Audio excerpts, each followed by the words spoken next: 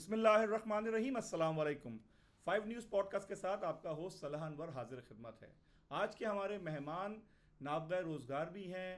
سب سے زیادہ کہہ لیجیے کہ اس پوڈ کاسٹ کے اندر معنی خیز اور سب سے زیادہ پر اثر گفتگو کا بھی حامل انہی کو کہا جائے گا، کیونکہ ان کا جو علم و کلام ہے وہ نہ صرف پاکستان بلکہ پوری دنیا کے لیے ایک مثال ہے. حکومت پاکستان کی طرف سے ان کو چیئرمین FBI کے عہدے پہ فائز کیا گیا، اور ساتھ ہی ساتھ اپنے شعبے کے اندر مہارت ہونے کے ساتھ ساتھ یہ موجودہ حالات اور اس کے تناظر میں بھی ایک وسیع گرفت رکھتے ہیں. آئیے ان کا تعارف آپ کو کراتا ہوں. جناب شبر زیدی صاحب، السلام علیکم سر. وعلیکم السلام. ویلکم ٹو دا شو سر. خیریت سے ہیں آپ؟ اللہ کا شکر. سر سب سے پہلے تو آپ کو بہت بہت مبارکباد ہو.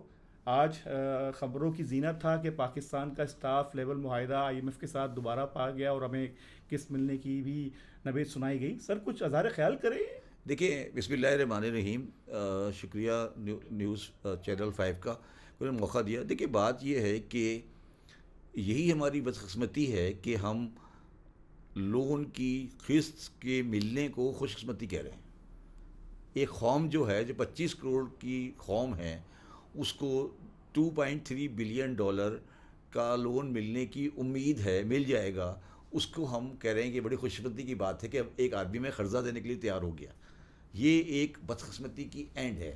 2.3 بلین روپیز جو ہے، جو ایلون مسک کی جو ویلتھ ہے، وہ اس سے مطلب پورے پاکستان کی GDP کے آس پاس چل رہی ہوتی ہے. ٹھیک ہے، تو یہ ہماری بدقسمتی ہے کہ پاکستان میں صحیح باتیں نہیں پریزنٹ کی جاتی. ہمیں یہ لکھنا چاہیے کہ ہم بدقسمت ملک ہیں کہ جو بار بار قرض لے رہے ہیں اور ہم قرض لینے جا رہے ہیں، اور آج ہماری خوش قسمتی ہو گئی کہ ہمیں نیا قرض مل گیا. یہ ہے نا. اس کے علاوہ آپ کیا کہنا چاہ رہے ہیں؟ آپ یہ کہنا چاہ رہے ہیں کہ ہمیں قرض مل گیا، اچھی بات ہے. شبر صاحب، قوم کے لیے تو یہی ان حالات میں، قوم کے لیے کیا، ایک آدمی کو، ایک خاندان کو قرض مل جائے کہ اچھی بات ہے. یہ میں یہ پوچھ رہا ہوں آپ کو. درست فرما رہے ہیں. شبر صاحب مجھے یہ بتائیے کہ پاکستان جب وجود میں آیا جی، تو موجود پاکستان بانی پاکستان جناب قائد اعظم رحمۃ اللہ علیہ نے جو اس پاکستان کو ملک بنا کے ہم کو دیا، تو اس کا نام تھا ریپبلک آف پاکستان.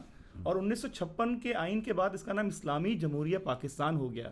تو کہ قائد کے ویژن کے خلاف تو کوئی نام نہیں رکھ دیا گیا اس کا؟ دیکھیں، دو باتیں ہیں، تھوڑی سی میں آپ کو کلیریفائی کر لوں. ایک تو آپ ایک تھوڑا آگے بڑھے. آپ نے کہا قائد اعظم رحمۃ اللہ علیہ، تھوڑے دن بعد آپ کہیں گے رضی اللہ تعالیٰ عنہ، یہ بھی کہہ دیں گے. ٹھیک ہے جی، خدا. تو میرا مقصد ہے لوگوں کو ایک لمٹ میں رکھیں. قائد اعظم بڑے باعزت انسان تھے، بہت بڑا ان کا رول ہے، مگر ہم اپنے القابات میں، اپنی چیزوں میں بہت آگے بڑھتے جا رہے ہیں، اور عربی کے الفاظ استعمال کر کر کے ہم یہ سمجھتے ہیں کہ ہم کسی کوئی ان کو ایک پریسٹیج دیتے. فار ایگزامپل، آپ نے شاید آج دیکھا نہیں دیکھا، کوئی TV پہ چل رہا تھا کہ جی آج کوئی ابھی 28 تاریخ کو پاکستان کی وہ ہوگی، آزادی کا جشن منایا جائے گا، کیونکہ وہ رمضان کے حساب سے. جی بالکل. آپ یہ کر لیں، کوئی حرج نہیں ہے، مگر یہ آپ کنفیوژن مزید ملٹیپلائی کر رہے ہیں، اس سے کوئی فائدہ نہیں ہوگا. ٹھیک ہے، پہلی بات. دوسری بات، یہ بات بڑی سمپل سی ہے کہ قائد اعظم محمد علی جناح جو تھے، وہ پاکستان مسلم لیگ کے صدر تھے. اور اس کے اوپر میں آپ سے کسی وقت، آج نہیں، کسی وقت اگلے پروگرام میں کبھی بحث کروں گا کہ پاکستان کس نے بنایا. اس کے اوپر میں آپ سے ایک پورا 6 گھنٹے کا پروگرام کر سکتا ہوں کہ پاکستان کس نے بنایا. ٹھیک ہے، اور پاکستان کیسے بنا. اس کے اوپر عائشہ جلال کی کتاب ہے. اس کے اوپر جسونت سنگھ نے کتاب لکھی ہے، دا پارٹیشن آف انڈیا. ٹھیک ہے. قائد اعظم اس مسلم لیگ کی تحریک کے رہنما تھے، جس نے اس پوزیشن کو لے کے آگے چلے اور ایک ڈیسیجن لیا. ہمیں یہ یاد رکھنا چاہیے کہ قائد اعظم محمد علی جناح نے اور مسلم لیگ نے 1946 میں کیبنٹ پلان کو ایکسیپٹ کیا تھا. کیبنٹ مشن جو کیبنٹ پلان تھا، اس کو ایکسیپٹ کیا تھا، اور اس میں پاکستان نہیں تھا. 46 کی بات کر رہا ہوں میں، 46 کی. اور 47 میں پاکستان بن گیا. جون 47 کو فیصلہ ہو گیا. اور قائد اعظم نے یہ ایکسیپٹ کر لیا کہ ہمیں آدھا پنجاب اور آدھا بنگال ملے گا. ہوا؟ بالکل ہوا. یہ کیا تھا؟ چلے وہ الگ کہانی ہے، سے میں نے کہا میں آپ سے کسی وقت بعد میں بات کروں گا. اب آپ آ جائیں کہ اسلامک ریپبلک اور نان اسلامک ریپبلک. دیکھیں، جب یہ ملک بن گیا، ٹھیک ہے، اور قائد اعظم محمد علی جناح نے جب پاکستان بنایا تو اس کا نام تھا ریپبلک آف پاکستان. ٹھیک ہے. اچھا، اس کے بعد اس ملک میں ایک آئین نہیں آیا. آئین نہیں آیا, الیکشن نہیں ہوا. کیوں نہیں ہوا؟ آپ نے کبھی غور کیا کیوں نہیں ہوا الیکشن؟ اس لیے نہیں ہوا کہ ویسٹ پاکستانیز بنگالی کو میجورٹی دینے کو تیار نہیں تھے, اور وہ اس چکر میں تھے کہ کسی طریقے سے کوئی رستہ نکلے جس میں یہ برابری کا سلسلہ بنایا جائے.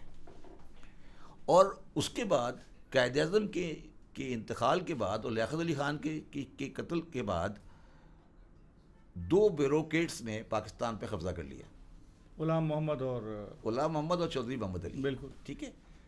چودھری محمد علی, غلام محمد صاحب تو ایک میرے ذاتی حساب سے وہ ایک ڈیفرنٹ ٹائپ کے آدمی تھے. وہ پیر وارث شاہ آف دیوا شریف کے مرید تھے. پتہ ہے آپ کو, پیر وارث شاہ آف دیوا شریف کے مرید تھے. وہ ایک الگ کہانی ہے. چودھری محمد علی نہایت اسٹرانگ مذہبی خیالات رکھتے تھے, اور انہوں نے اپنی پوزیشن ہٹنے کے بعد ایک پارٹی بنائی تھی, اس کا نام تھا نظام اسلام پارٹی, اور وہ نظام اسلام پارٹی سمیل جماعت اسلامی کا دوسرا نام تھا. تو چودھری محمد علی کے ذہن میں پاکستان کا جو نقشہ تھا, چودھری محمد علی کے ذہن میں تھا, اور کسی کے ذہن میں نہیں تھا. یہ آپ یاد رکھیے گا کہ چودھری محمد علی کے ذہن میں تھا, اور میں اس کو بولتا ہوں جالندھری پاکستان. یعنی کہ پنجاب بیس پاکستان. نہیں, پنجاب تو بہت اچھی جگہ ہے بھائی. جلندھر نے 3 بڑے آدمی پیدا کیے ہیں. ایک آدمی تو میرا لیڈر ہے, 2 آدمی کو میں نہیں مانتا, وہ بھی جلندھر ہے. دو آدمی جو ہیں, ایک ہے جنرل ضیاء الحق اور ایک ہے چودھری محمد علی. یہ تینوں جلندھری ہیں. چودھری محمد علی بھی جلندھری ہیں. اچھا ہاں سوری, ایک اور عبدالحفیظ جلندھری نہیں عبدالحفیظ جلندھری. ایک اور بدترین آدمی, بدترین کہنا چاہیے اس کو, اور اس نے بڑی نقصان پہنچایا پاکستان کو, جسٹس انوار الحق. تو یہ جو جلندھری پاکستان ہے نا, جلندھری پاکستان کو پاکستان نہیں سمجھے, یہ جلندھری پاکستان ہے. یہ پاکستان نہیں ہے. پاکستان ہمارے بڑوں نے بنایا تھا, جنہوں نے 1946 میں, دیکھیں ٹرائی ٹو انڈرسٹینڈ, 1946 میں الیکشن ہوا. اس الیکشن میں یہ ڈیسائیڈ ہوا کہ مسلم لیگ مسلمانوں کی جماعت ہے یا نہیں ہے. ٹھیک ہے.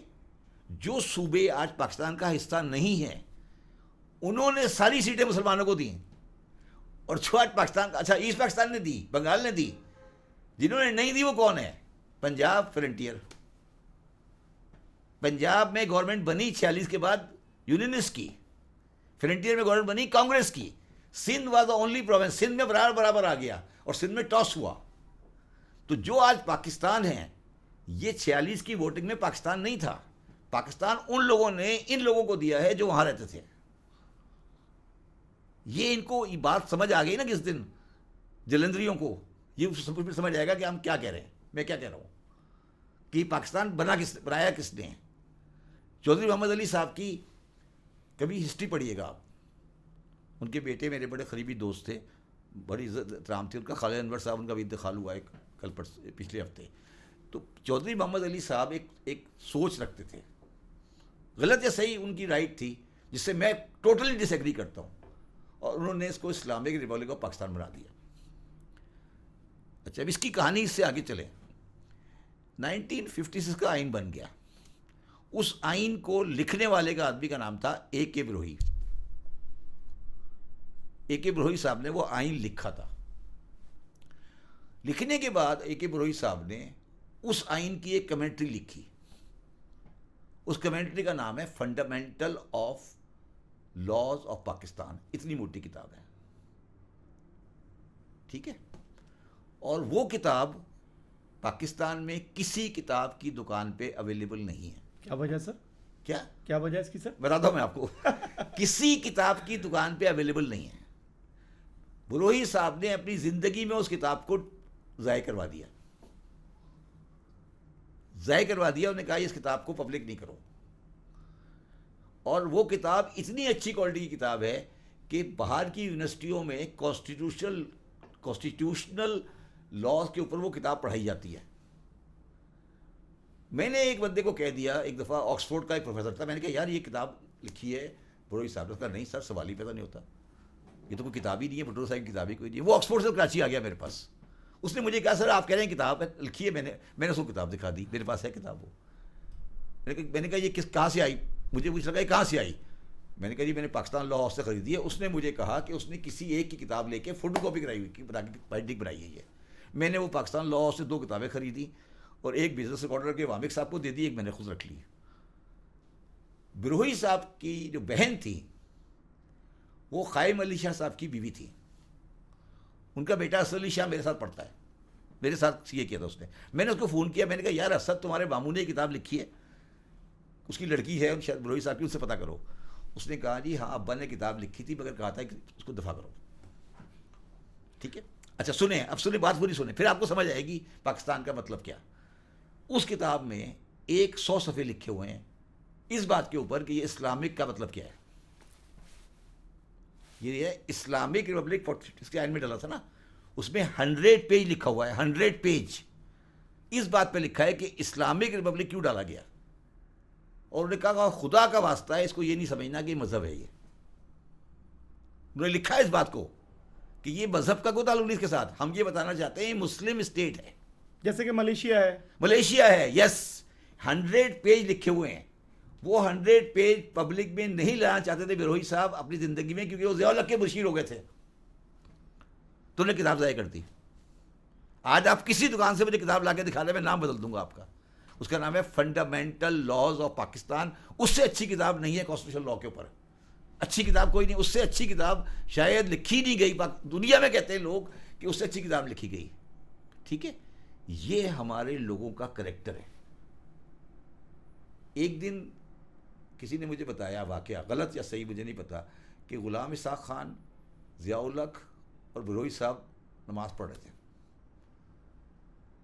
تو ضیاء الحق اور غلام اسحاق خان نماز پڑھ کے اٹھ گئے, سجدہ سے اٹھ گئے, تو بروہی صاحب بہت دیر تک سجدہ کرتے رہے.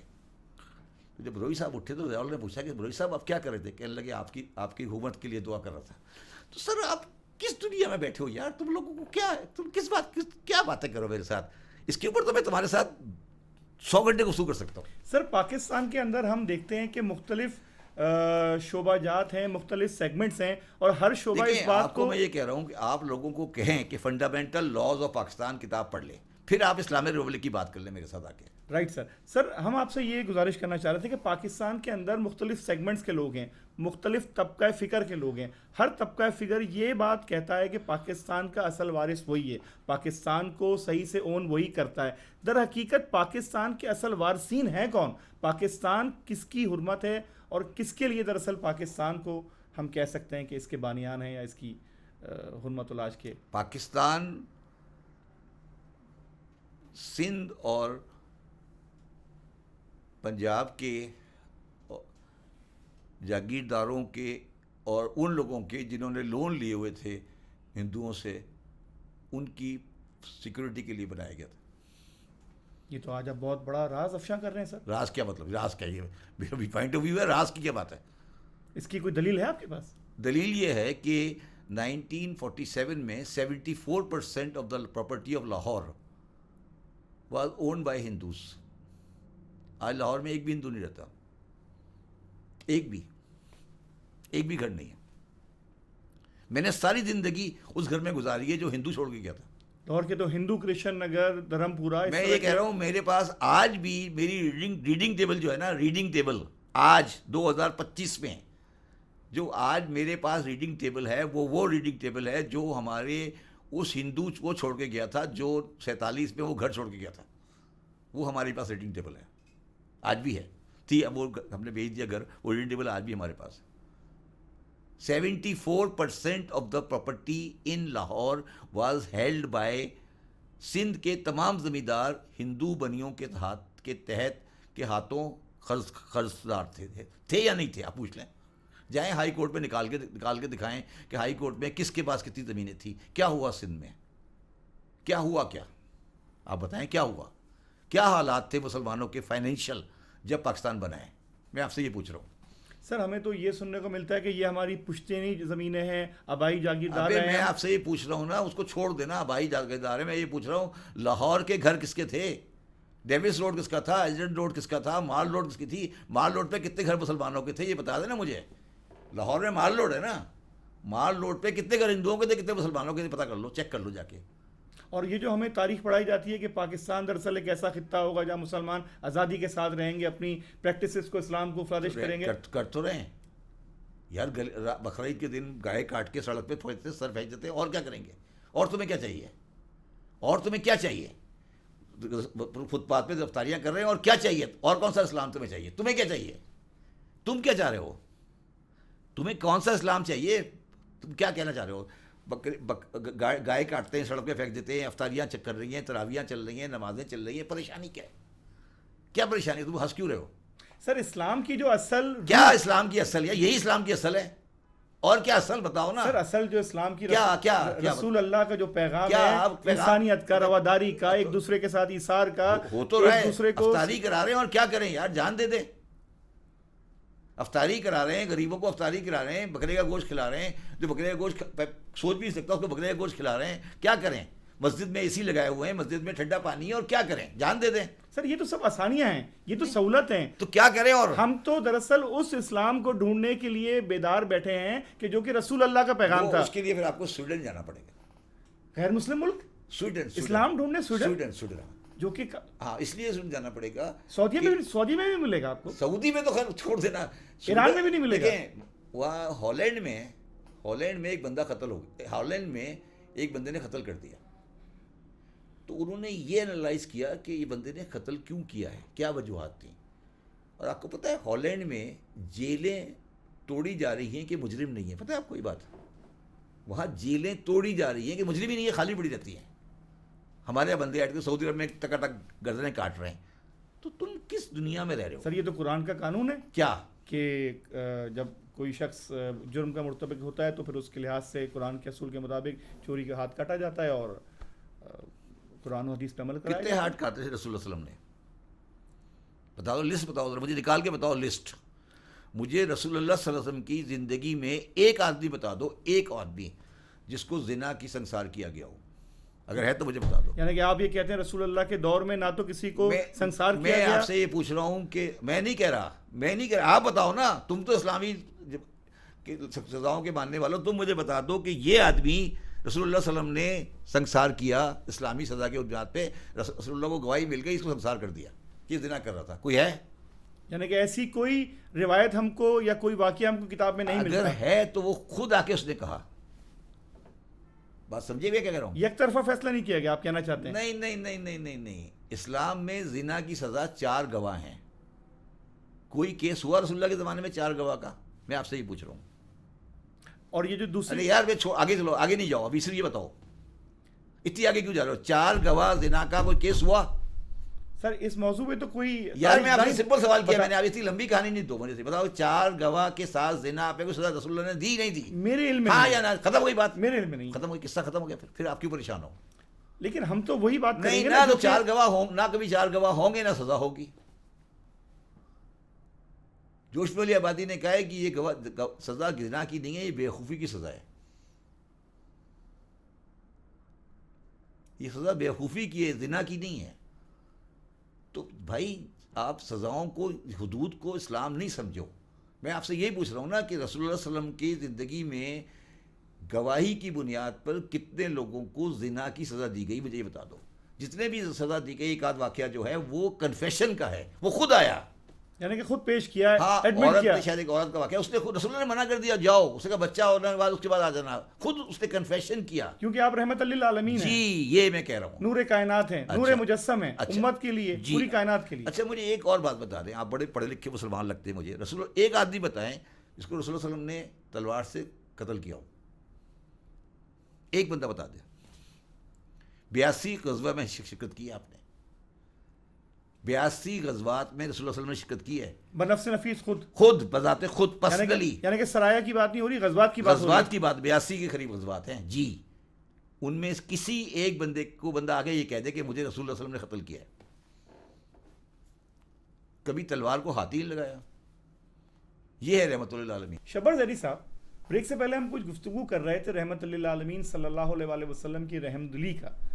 یہ رحم دلی آگے کے ان کے کہہ لیجئے کہ پیش رو میں اور ان کے جو آنے والے لوگ رہے ان میں کس حد تک رہی اور کس طریقے سے پھر اس کی انٹرپریٹیشن آج کے دور میں نظر آتی ہے؟ کچھ اس پہ بیان کریں. دیکھیں ایک بات ہمیشہ یاد رکھیں جو لوگ سمجھتے نہیں ہیں، دنیا میں سارے مذاہب انکلوڈنگ اسلام، وہ مذہب آتا ہے غریبوں کے لیے اور انصاف کے لیے. ہر مذہب، دنیا کا ہر مذہب، کوئی ایسا مذہب نہیں ہے جس نے امیروں کے تھرو اسٹارٹ، جو امیروں کو پروٹیکٹ کرتا ہو. وہ ہمیشہ غریبوں کے ساتھ اٹھتا بیٹھتا ہے. گوتم بدھ لے لیں، رسول اللہ علیہ وسلم لے لیں، حضرت عیسیٰ لے لیں، کوئی بندہ، کوئی مذہب دنیا کا ایسا نہیں ہے جو غریب آدمی کے ساتھ نہیں چلا ہو. کبھی امیر آدمی کے لیے نہیں آتا مذہب. یہودیت کے لیے بھی آپ کو یہ خیال؟ یہودیت کا بھی یہ پوزیشن ہے. وہ عام یہودی تھے، کوئی ان کے بادشاہ نہیں تھے. حضرت موسیٰ کے ساتھ جو گئے تھے وہ یہودیت عام یہودی تھے، وہ کوئی بادشاہ نہیں ہوتے. مذہب اللہ تعالیٰ کا آتا ہی غریب اور عام آدمی کے لیے ہے. اسلام سمیت جب بھی مذہب کا لانے والا انتقال کرتا ہے تو جو امیر آدمی کے خلاف وہ مذہب آیا ہوتا ہے وہ جا کر اس مذہب کو ٹیک اوور کر لیتے ہیں. یہ تمام مذاہب کی تاریخ ہے. اسلام میں بھی ایسا ہوا ہے؟ اس سے زیادہ ہوا اسلام میں. اسلام میں اس سے زیادہ ہوا. اسلام میں اس سے زیادہ ہوا. اسلام میں نے مجھے ایگزیکٹلی ان صاحب کا نام نہیں پتا کہ ایک صاحب تھے جن کا جب ورثہ جو رسول اللہ علیہ وسلم کے انتقال کے کچھ عرصے بعد تھے، جب ان کا ورثہ تقسیم ہوا تو سونے کو کلہاڑی سے کاٹا گیا. بڑے مشہور آدمی تھے، ٹھیک ہے. اور یہ وہ مسلمان ہیں جو ہجرت کے وقت ان کے پاس کھانے کو نہیں تھا، ٹھیک ہے نا. تو یہ اسلام میں تو سب سے زیادہ ہوا. اور اسلام میں تو یہ ہوا کہ رسول اللہ علیہ وسلم جو تھے ان کا انتقال ہوا سن 11 ہجری میں، ٹھیک ہے. اور 11 ہجری میں آپ دنیا سے پردہ کر گئے. قائد اعظم 1947 میں چلے گئے پاکستان سے، ٹھیک ہے. 48 میں. آج قائد اعظم کو کوئی بندہ کھڑے ہو کے گالی دے تو لوگ پکڑ کے اس کی ٹھکائی لگا دیں گے، ٹھیک ہے. رسول اللہ کے 11 ہجری کے بعد 50 سال کے بعد سن 61 ہجری میں ایک ان کی تخت پہ ایک بندہ آ کے بیٹھا، اس کا نام یزید تھا. یہ کتنے ڈیوریشن کی بات ہے؟ 50 سال، 50 سال ہوئے نا، پورے ہاف سینچری. اس نے آ کے کہا نہ کوئی وحی آئی تھی نہ کوئی فرشتہ آیا تھا، یہ تو بنی ہاشم کا اقتدار حاصل کرنے کے لیے ایک دھوکہ تھا. نعوذ باللہ من ذلک. نعوذ باللہ. اور یزید کے نام کا خطبہ مدینے کی مسجد میں پڑھا جاتا تھا، ٹھیک ہے. آپ کو یہ بات پتہ ہے یا نہیں پتہ شاید آپ کو پتہ ہو کہ جمعے کی نماز کے خطبے میں حکمران وقت کا نام لینا ضروری ہے. پتہ ہے آپ کو یہ بات؟ ابھی تک ہے؟ آج بھی. آپ کے خیال میں آج کل کیا ہوتا ہے؟ آپ کی مسجد میں کیا ہوتا ہے پتہ ہے آپ کو؟ آپ کو پتہ ہے یہ بات؟ بتاؤں میں کیا ہوتا ہے؟ Please sir. آپ کی مسجدوں میں یہ ہوتا ہے کہ آپ 4 خلفاء کا نام لیتے ہیں، اس کے بعد امام حسن حسین کا نام لے کے ختم کر دیتے ہیں. آپ جائیں جمعے کی نماز میں تو آپ کے خطبے کے اندر 4 خلیفہ راشدین کا نام لیا جاتا ہے، اس کے بعد امام حسن کا نام لیا جاتا ہے اور خطبہ ختم کر دیا جاتا ہے ایز اے حکمران. ہمارے شیعوں کے مسجد کے اندر 12 اماموں کا نام لیا جاتا ہے. جمعے کے خطبے کے لیے ضروری ہے کہ حاکم وقت کا نام لیا جائے. یہ اسلامی شریعت کا اسلامی شریعت کا حصہ ہے. یہ کہاں ہو رہا ہے؟ ہر جگہ ہو رہا ہے، سوائے پاکستان کے. ہر جگہ نہیں، ہر جگہ ہوتا ہے. پاکستان میں بھی ہوتا ہے. یہی تو میں عرض کروں، آپ جمعے کی نماز پڑھیں نا، خطبہ سنیں نا جا کے کبھی کسی وقت، خطبے کے اندر حکمران وقت کا نام لینا، شرعی حکمران کا، یہ نہیں مودی کا نہیں، شرعی حکمران وقت کا نام لینا ضروری ہے. تو سر شرعی حکمران کا نام بتایا تو صحیح، 4 خلفاء، اس کے بعد امام حسین پہ کام چلا رہے ہیں نا ہم لوگ. تو میں یہ کہہ رہا تھا کہ یزید کا خطبہ پڑھا جاتا تھا مدینے میں رسول اللہ کے 50 سال کے بعد. کسی مائی کے لال میں ہمت کیوں نہیں ہوئی کہتا کہ یہ کیا ہے؟ اور اسے کب تک رہا؟ کتنا عرصے رہا؟ 100 سال حکومت رہی بنی امیہ کی. 100 سال، 90 سال 90 سال حکومت رہی بنی امیہ کی. 90 سال رسول اللہ علیہ وسلم کے بعد. اور رسول اللہ علیہ وسلم کے بعد چوتھے خلیفہ امام حسن کے بعد 5ویں خلیفہ کا مانے کسی خلیفہ کے نام کے ساتھ، آپ نے ابھی کہا نا رحمت اللہ علیہ، قائد اعظم کے ساتھ کہا نا، آپ نے کبھی ہارون رشید کے ساتھ کہا؟ آپ نے کبھی عبد الملک مروان کے ساتھ کہا؟ کبھی آپ نے مامون رشید کے ساتھ کہا رحمۃ اللہ علیہ کہا؟ کبھی آپ نے معتصم باللہ کے ساتھ رحمۃ اللہ علیہ کہا؟ یہ ان کے حالات تھے. یہ مسلمانوں نے کہا یار یہ ہمیں قبول ہی نہیں ہے کسی حال میں بھی. آج کسی بھی خلیفہ کے نام کے آگے جو امام حسن کے بعد خلیفہ بنے، کسی کے آگے رحمت اللہ بھی نہیں لگا ہوا. رضی اللہ تو بات کی بات ہے، کوئی کتاب دکھا دیں جس میں کسی خلیفہ کے نام کے ساتھ رحمۃ اللہ لکھا ہو یا رضی اللہ لکھا ہو. ایک خلیفہ درمیان میں آیا عمر عبد العزیز, وہ ذاتی کردار کی بنیاد پر ان کا نام رضی اللہ ہوا تھا, مگر باقی یزید کے بعد خلیفہ کون بنا؟ آپ کے خیال میں کون بنا؟ کون یزید کا خلیفہ بنا؟ آپ بہتر بتا سکتے ہیں سر. یزید کے بعد خلیفہ بنا اس کا بیٹا, اس کا نام معاویہ ابن یزید تھا. وہ 25 دن خلیفہ رہا, اس کے بعد چلا گیا. اس کے بعد خلیفہ بنا مروان بن حکم, جس کے اوپر قرآن مجید میں لعنت تھی, اس کے والد کے اوپر. رسول اللہ نے زندگی میں ایک ہی انسان کو مدینے سے باہر نکالا تھا جس کا نام تھا حکم بن عاص. اس کا بیٹا مسلمانوں کا خلیفہ تھا رسول اللہ کے انتقال کے 50 سال کے بعد. یہ ہسٹری اگر غلط ہے تو مجھے پکڑ لینا آ کے, یہ ہے یا نہیں ہے. سر آپ جو بات کرتے ہیں دلیل نہیں دلیل کی بات نہیں کر رہا. آپ نے کیا پڑھا ہے پھر؟ سر ہم چاہتے ہیں کہ تم کیا چاہتے ہو؟ ہم چاہتے ہیں کہ آپ ان باتوں سے ہم کو مزید فیضیاب کریں. اس وقت یہ بتائیں سر, پاکستان کے اندر جو ساری پولیٹیکل سچویشن ہے, بالخصوص جو ہمارے سابق وزیر اعظم تھے اور جو کہ بانی پی ٹی آئی بھی ہیں, ان کے ساتھ بھی آپ کا ورکنگ ریلیشن شپ اچھا رہا اور آپ کو انہوں نے چیئرمین FBR بھی کے عہدے پہ پہنچایا سر. مگر آپ کو جب اس منصب پہ بٹھایا گیا تو آپ نے اپنے طور سے بے حد کوشش کی کہ کچھ اصلاحات لائیں, مگر آپ کو اپوزیشن بھی سب سے زیادہ ان کی جماعت کی طرف سے آئی. جب آپ نے خیبر پختونخوا ٹبیکو کے حوالے سے کام لیا, جب آپ نے کوشش کی کہ ٹیکس اصلاحات امپوز کی جائیں, تو کہتے ہیں کہ کسی ملتان کے بڑے جاگیردار. تو یہ معاملات سر آپ نے کیسے بیئر کیے, کس طرح ان بحرانوں سے باہر آیا؟ نہیں, میں نے بحران سے باہر نہیں آیا, میں ان کو کہتا تھا. آپ نے سیٹ ہی کو نہیں, میں نے ان کو کہا. دیکھیں انہوں نے ہمیشہ کہا کہ میں تمہارے ساتھ ہوں, مگر وہ اپنے لوگوں کو کنٹرول نہیں کر سکے نا. دیکھو میری بات سمجھو, ایک بات کو سمجھو. پاکستان میں جو ڈیموکریسی چل رہی ہے اس میں 172 MNA چاہیے ہوتے ہیں آپ کو. وہ MNA الیکٹ ہو کے آ جاتا ہے پارٹی کے ٹکٹ پر, عمران خان کے ووٹ لے کے آ جاتا ہے, عمران خان کے بلے کے ساتھ وہ الیکٹ ہو کے آ جاتا ہے, مگر اسمبلی میں آنے کے بعد وہ پھر اپنی بات کرنا شروع کر دیتا ہے. اور یہ پاکستان کی بڑی بدقسمتی رہی ہے. یہ فارورڈ بلاک بنتے ہیں, پھر آپ نے لا بنایا کہ آپ پارٹی نہیں چینج کر سکتے, یہ نہیں کر سکتے. تو وہ ڈیموکریسی کی جو ایشوز ہیں نا, تو کیا ہوا, پرویز خٹک عمران خان کا پارٹی کا نہیں تھا کیا؟ خاص بندے تھے, وہی کہہ رہا ہوں نا آپ کو, میں وہی کہہ رہا ہوں نا آپ کو. تو یہ جو ہمارا ڈیموکریٹک سسٹم ہے نا, اس کے اندر بہت بڑے بڑے ایررز آ گئے ہیں. عمران خان صاحب اب دوبارہ آ گئے, پھر وہ 172 MNA آگے پیچھے ہو جائیں گے. کوئی امید ہے سر آنے کی؟ دیکھیں میرے حساب سے پاکستان میں تھرڈ فورس پالیٹکس کی جو ہے, تھرڈ فورس ہے نا, پیپلز پارٹی, مسلم لیگ, تھرڈ فورس تو پاکستان میں باقی رہے گی. مطلب آپ تھرڈ فورس کو ڈینائی نہیں کر سکتے. اور میرے ذاتی حساب سے 24 کے الیکشن میں جو بھی ان کی پوائنٹ آف ویو ہے اس کو عوامی مقبولیت ایک ہے, اس کی پوزیشن ہے, ٹھیک ہے. تو میرا اپنا خیال ہے کہ ذاتیات ایک الگ چیز ہے. ذاتی کیس ہو گیا, یہ کیس ہو گیا, وہ کیس ہو گیا, وہ ایک الگ سبجیکٹ ہے. 9 مئی کے واقعات, اس کا وہ الگ واقعات ہیں. مگر ایک پارٹی جو ہے, ایک تھرڈ فورس کی پارٹی جو کہ ان لوگوں پہ مشتمل ہے جو ان کے خیالات سے ہم آہنگ ہے, وہ اپنی جگہ باقی رہے گی.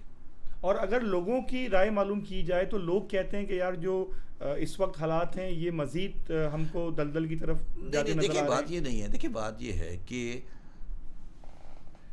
مسئلہ جو ہے وہ یہ ہے کہ اگر سیاستدان اپنے کپڑے چوک میں دھوئیں گے اور جا کے سب کے سامنے لڑائی جھگڑا کریں گے تو پھر دوسرا آدمی تو فائدہ اٹھائے گا. ہمارا مسئلہ ہی یہ ہے.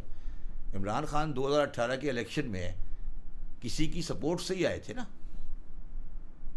کیا وہ انکار کر سکتے ہیں؟ نہیں انکار سکتے نا. کیا عمران خان نے کبھی یہ بار بار نہیں کہی تھی کہ ہمارے تعلقات بہت اچھے ہیں؟ کہتے تھے نا. آج والے بھی یہی کہتے ہیں. تو یہی تو میں کہہ رہا ہوں, یہی تو پرابلم ہے پاکستان کا. یہ نیریٹو بیان کرنے کا مقصد کیا ہے؟ آپ اس نیریٹو کو کیوں بیان کرنا چاہتے ہیں؟ یا پھر آپ اس کو فارملائز کر لیں نا, آپ اس فارملائز کر دیں, ختم کریں قصے کو, ڈاکومنٹ کر لیا جائے, ڈاکومنٹ کر لیں, نیشنل سیکورٹی کونسل بنا دیں. اس وقت جو پاکستان کے عمومی حالات ہیں, اور بالخصوص کراچی کی اگر آپ بات کریں, کراچی کبھی وہ شہر ہوا کرتا تھا جہاں پہ راتیں جاگتی تھیں, جہاں پہ لوگ چائے ہوٹلوں پہ بیٹھ کے گفتگو کیا کرتے تھے, ہنسی مذاق ہوا کرتا تھا, علمی بیٹھکیں ہوا کرتی تھیں, ٹی ہاؤسز کے اندر کتب بینی ہوا کرتی تھی. آج کا کراچی گزشتہ 50 سال کے کراچی کے مقابلے میں ٹیکنالوجی کے ساتھ امپروو ہوا ہے یا تنزل کی طرف اس کو آپ دیکھ رہے ہیں؟ کراچی جو ہے وہ کبھی کسی نہ اس کو صوبائی فیڈرل گورنمنٹ نے کبھی اون کیا، نہ کبھی پروونشل گورنمنٹ نے اون کیا. اس کی وجہ یہ ہے کہ کراچی میں جو بھی پارٹی الیکشن جیتتی ہے وہ کبھی نیشنل میں پارٹی نہیں بنتی. میں مثال دیتا ہوں آپ کو، ایم کیو ایم 30 سال تک رہی، وہ صرف اپنی سیٹیں لیتی ہے، وہ نیشنل پارٹی کبھی نہیں تھی. ٹھیک ہے، تو وہ جا کے سودے بازی کر سکتے تھے، وہ اپنا مین اسٹریم کبھی نہیں تھے. ٹھیک ہے نا. سملرلی جو سندھ کی انٹیریئر والی پارٹی ہے وہ ہمیشہ کراچی والی پارٹی سے الگ ہوتی ہے.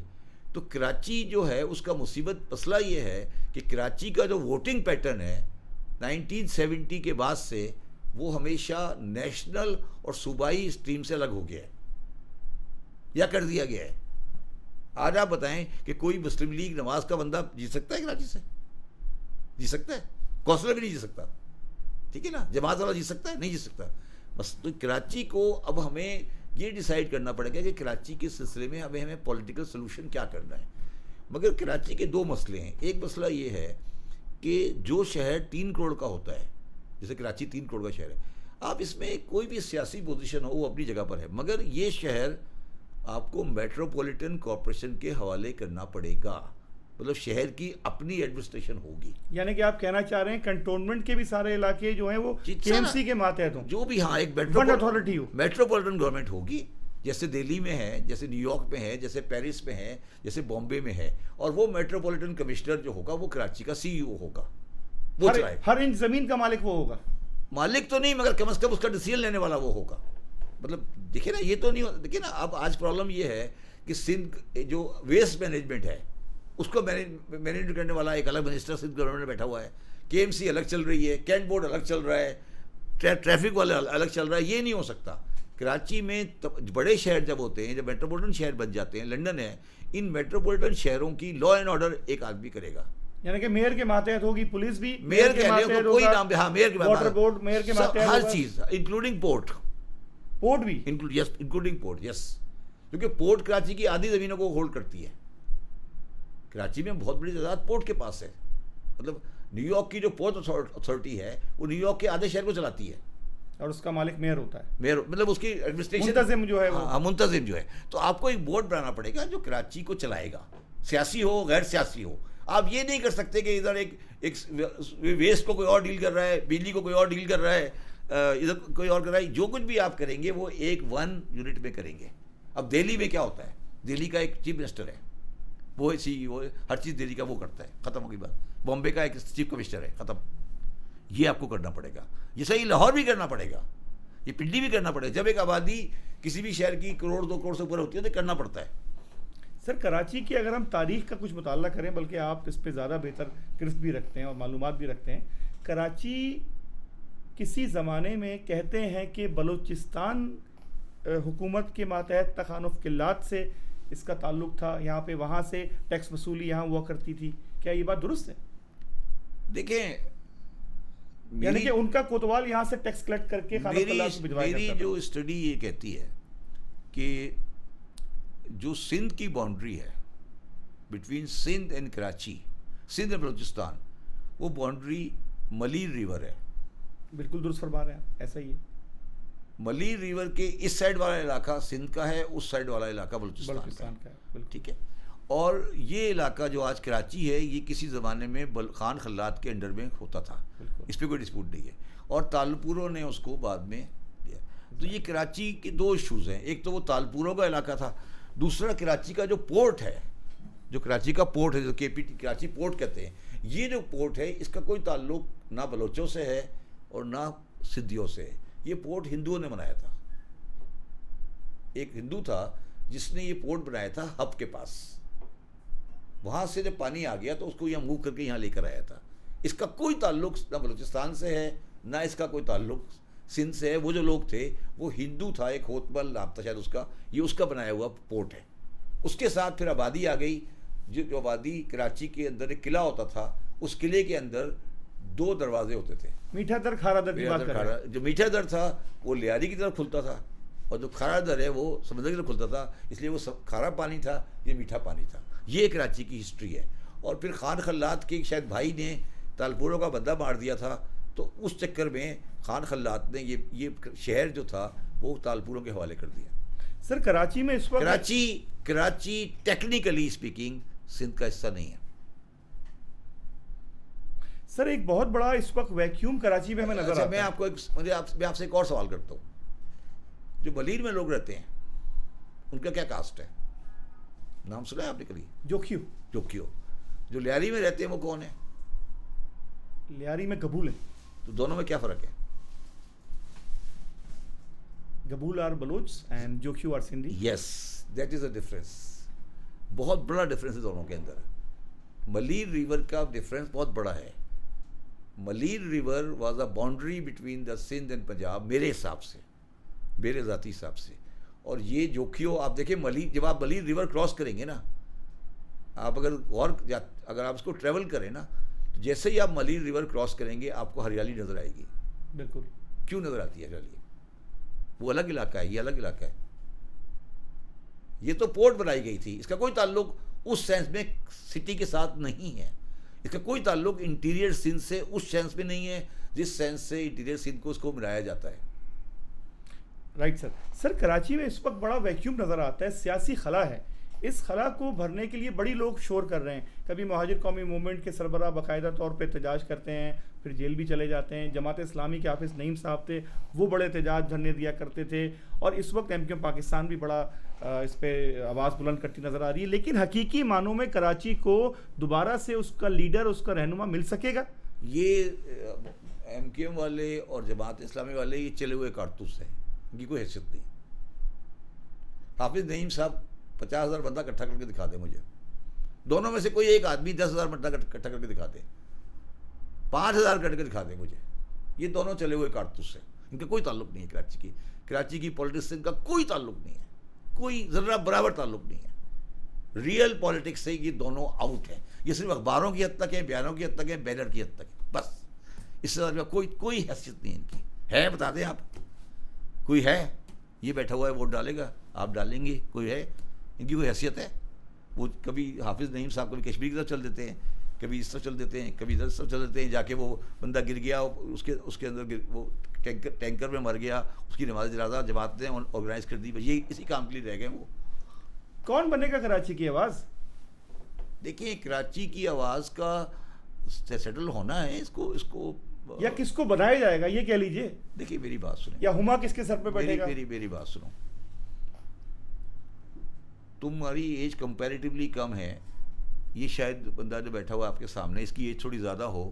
آپ پوچھیں کہ 1992 میں یا 2000 میں کیا کراچی کا حال ہوتا تھا. 2000 تو مجھے یاد ہے. دیکھیں نا، گولیاں چلتی تھی، کرفیو لگا ہوتا تھا، ٹھیک ہے. تو کم از کم 8 سال سے آج وہ تو نہیں ہو رہا. بالکل ایسا نہیں ہو رہا نا. تو ایک اسٹیج ہو گئی نا، یہ اسٹیج گزر گئی نا. اب وہ حال تو نہیں ہے نا جو ہم جس سے ہم گزر کے آئے ہیں. ٹھیک ہے، ہم اس گزر کر آئے کہ ہر روز ہر جگہ پہ 3 لاشیں اور گولی اور یہ ہوتا تھا. ٹھیک ہے، بالکل. یہ پہلا فیز گزر گیا، امن و امان بحال ہو گیا. نہیں مطلب ایک فیز تھا وہ گزر گیا، ٹھیک ہو گیا، بلڈ شیڈنگ ختم ہو گئی. ہاں بلڈ شیڈنگ ختم ہو گئی. اب ایک فیز آئے گا جو فیز کنسولیڈیشن کا ہوگا، اور ایک فیز آئے گا پھر ترقی کا ہوگا. اچھا، اب یہ جو فیزز ہیں اس میں کس کی ٹائمنگ کیا ہوں گے وہ الگ بات ہے. مگر کراچی کا جو اور شاید جو سندھ کے جو انٹیریئر سندھ کے لوگ ہیں وہ شاید خود ریئلائز کرنے لگے ہیں کہ شاید ان کے بس کا کام نہیں ہے کراچی کو چلانا. چیف منسٹر صاحب کو خود اندازہ ہے کہ ان کی بس کا کام نہیں ہے یہ. انہیں کراچی کے لوگوں کو انوالو کرنا پڑے گا. انہوں نے میئرشپ لے کے دیکھ لی، کچھ نکلا نہیں. لیکن میئرشپ ہے نا ان کے پاس، بالکل ہے. کیا ہوا؟ تو یہ ہمیں دیکھنا پڑے گا، اور انشاءاللہ تعالیٰ یہ چیز ہونے والی ہے اور یہ مسئلہ حل ہو جائے گا. کراچی میں جو سب سے بڑی بات ہے جو لوگوں کو ریئلائز کرنا چاہیے، جو ہم ریئلائز نہیں کرتے، کراچی میں 3 کمیونٹی رہتی ہیں اور ان کے رہنے میں یا ان کی شناخت میں کوئی برائی نہیں ہے. اردو اسپیکنگ، پٹھان پنجابی اور سندھی، تینوں کی تقریباً 1/3 کے آس پاس کی پوزیشن ہے. اور کراچی شہر اب ان تینوں کی کمبائنڈ سوچ سے چلے گا. اگر مہاجر یہ سمجھتے ہیں کہ ہم شہر میں کنٹرول کر لیں گے، وہ بیوقوف ہیں. اگر پٹھان سمجھتے ہیں کہ وہ کنٹرول کر لیں گے وہ بیوقوف ہیں، اور سندھی سمجھتے ہیں کہ وہ کنٹرول کر لیں گے وہ بیوقوف ہیں. بامبے شہر میں یہی پوزیشن ہے. ایک مراٹھے رہتے ہیں جو بال ٹھاکرے والے ہیں، ایک گجراتی رہتے ہیں جو بودھی والے ہیں، اور ایک رہتے ہیں آپ کے یہ جو یو پی بہار سے جو یو لوگ پی بہار والے ہیں، اور تینوں مل کے بمبے چلاتے ہیں. یہی پوزیشن نیو یارک میں ہے. نیو یارک میں اٹیلین بھی رہتے ہیں، آئرش بھی رہتے ہیں، اور جوز بھی رہتے ہیں. تو یہ دنیا کے بڑے شہروں میں اس طرح کے کلسٹرز ہوتے ہیں. اب آپ ان تینوں کے درمیان میں لڑائی کرا کے رہنا چاہتے ہیں وہ الگ بات ہے، دوستی کر کے رہنا چاہتے ہیں دوستی کر کے رہ لیں، مگر یہ تینوں رہنا ہے. اب آپ اگر مہاجر یہ کہہ رہے ہیں کہ پٹھان کو مار دیں گے وہ بھی بیوقوف ہیں، پٹھان یہ کہہ رہے ہیں کہ مہاجروں کو مار دیں گے وہ بھی ڈفر ہیں، اور اگر سندھی کہہ رہے ہیں کہ وہ حکومت کریں گے وہ بھی ڈفر ہیں. ان کو سب بیکار کی باتیں کر رہے ہیں. مگر یہ تینوں آئیڈینٹی باقی رہیں گی. یہ آپ کہیں گے آئیڈینٹی ختم کر دیں، یہ بھی غلط ہے. آج بھی آپ چلے جائیں، آج بھی جو میئر ہوتا ہے نیو یارک کا وہ 90% اٹیلین ہوتا ہے. وہ کوئی 300 سال پہلے اٹلی سے آئے تھے مگر وہ اپنے آپ کو اٹیلین نیو یارک بولتے ہیں. وہ لیوجانی اور جولانی یہ سب اٹیلین ہیں. جو آج کے جتنے بھی نیو یارک کے میئر ہوتے ہیں نا وہ اوریجنلی اٹیلین ہوتے ہیں سارے. یعنی کہ ان کا اوریجن جو ہے نہیں ان کی باقاعدہ کمیونٹیز ہوتی ہیں. مطلب وہ باقاعدہ گینگسٹرز ہیں ان کی گروپس ہیں پورے. مطلب وہی چیز ہے جو آج کراچی میں ہے. یہ غلط فہمی ہے ہماری. نیو یارک میں جیوز کا وہی حال ہے جو کراچی میں ہے، کراچی میں لوگوں کا ہے. بالکل ان کے گروپس ہیں، ان کی آبادیاں ہیں، ان کے اپنے ووٹ بینکس ہیں، ان کے گیٹوز ٹائپ تھے پہلے. تو یہ کوئی برائی نہیں ہے، یہ بڑے شہر میں ایسا ہی ہوتا ہے. سر کراچی کو اس وقت اگر ہم دیکھتے ہیں، کراچی کے اندر کچرا نظر آتا ہے، کراچی کے اندر لوڈ شیڈنگ اس لیے نظر آتا ہے نا کہ کراچی کا کوئی والی وارث نہیں ہے نا. کراچی میں گیس بھی ختم ہو گئی ہے اب تو. نہیں، میں وہی عرض کر رہا ہوں نا، کراچی میں کیونکہ اس لیے سمجھ میں آ رہا ہے. مگر جو چیز اب پاکستان گورنمنٹ کو سمجھ آنی شروع ہو رہی ہے آہستہ آہستہ، اور ٹائم لگے گا کہ اگر وہ کراچی کو نہیں چلائیں گے تو پاکستان نہیں چلے گا.